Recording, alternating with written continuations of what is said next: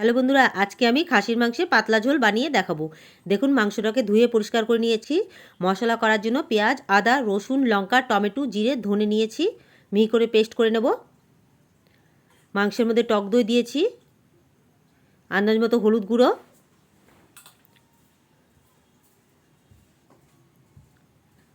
Paste করা মশলাটা দিয়ে দেবো এখন, আর কাঁচা সরষের তেল,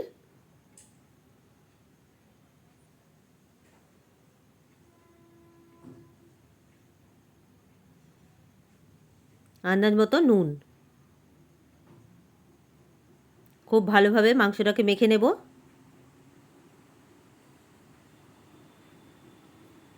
মাখা হয়ে গেছে মাংস। প্রথমে কড়াইতে সরষের তেল গরম করে আলু ভেজে তুলে নেব।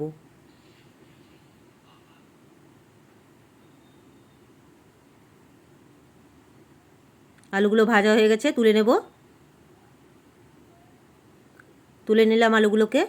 এখন যে তেল আছে কড়াইতে সেই তেলে ফোড়ন দিলাম শুকনো লঙ্কা, তেজপাতা, গোটা জিরে, গোটা গরম মশলা। ফোড়নটা ভেজে নিয়ে মেখে রাখা মাংসটা দিয়ে দেবো। ফোড়নটা ভাজা হয়ে গেছে, মাংসটা দিয়ে দিলাম। খুব ভালোভাবে মিলিয়ে নিচ্ছি। মেলানো হয়ে গেছে। ঢেকে ঢেকে মাংসটাকে কষিয়ে নেব।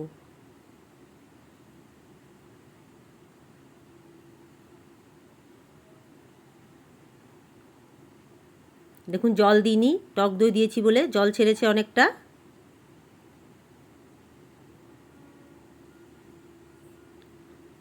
80% মাংসটা সেদ্ধ হয়ে গেছে। এখন ভেজে রাখা আলুগুলো দিয়ে দিলাম। আলুগুলোকে খুব ভালোভাবে মিলিয়ে নেব, আবার কষিয়ে নেব যতক্ষণ না মশলা থেকে তেলটা ছাড়ছে। মশলা থেকে তেলও ছেড়ে দিয়েছে। আগে থেকে গরম জল করে রেখেছিলাম, সেটা দিয়ে দিচ্ছি।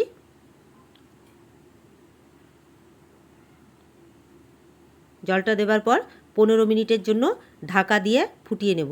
গ্যাসের আঁচটাকে মিডিয়ামে রাখব।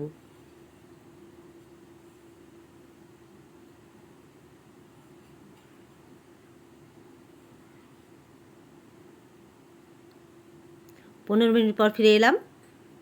তৈরি হয়ে গেল আমার খাসির মাংসের পাতলা ঝোল। মাংস আলু খুব ভালোভাবে সেদ্ধ হয়ে গেছে। সব শেষে গরম মশলা গুঁড়ো দিয়ে দিচ্ছি, শাহি গরম মশলা গুঁড়ো। গরম মশলা গুঁড়ো দেওয়া হয়ে গেছে, মিলিয়ে নিলাম। ঢেকে দেবো এখন। তৈরি হয়ে গেল আমার খাসির মাংসের পাতলা ঝোল। প্লিজ বন্ধুরা, আমার রেসিপিগুলো যদি আপনাদের ভালো লাগে তাহলে একটা লাইক, শেয়ার এবং কমেন্ট করতে ভুলবেন না। আগামী দিনে আরও নতুন কোনো রেসিপি নিয়ে আসবো।